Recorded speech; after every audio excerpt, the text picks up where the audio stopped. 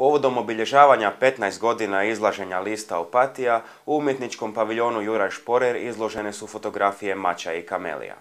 Mače i kamelije je ime rubrike u listu koja prikazuje gradske detalje. Autor fotografija je Nikola Turina, a među autorima tekstova ističe se Irena Bistričić-Vuković. Ljepotom Opatije bili su zadivljeni mnogi posjetioci u prošlosti. Kraljevi, plemići, umjetnici. Rumunjska kraljica Elizabeta, umjetničkog imena Carmen Silva, inspiraciju svojim pjesmama nalazila je u opatijskom krajoliku.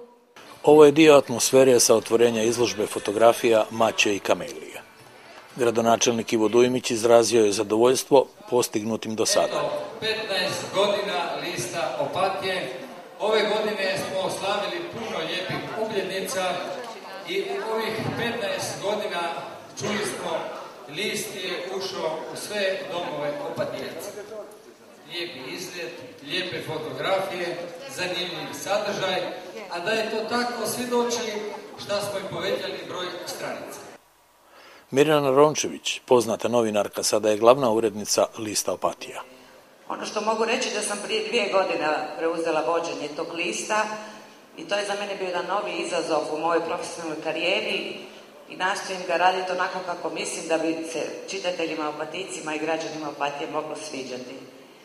Kako ćemo ići dalje ovisi o tome koliko ćemo surađivati međusobno, jer volimo svi u redakciji da čujemo vaš glas, vaše predloge i sugestije. Pa se nadam da će takvih druženja biti još. Hvala vam lijepo. Dakle, da li ste, oprostite,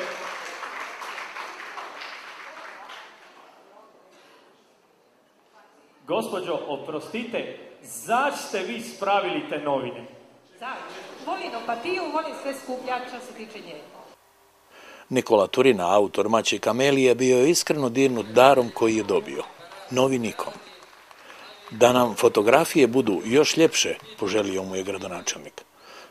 Turina se prisjetio ponekog veselog trenutka iz svog predanog rada. Pa mi se znalo dogoditi da dođem da slikam neku maču i onda dok dođe broj u tisak ovi maču poprave pa ja izgubim sliku i dnevnicu. I na kraju majstori slatkiša uveličili su slavlje opatijskog slavljenika.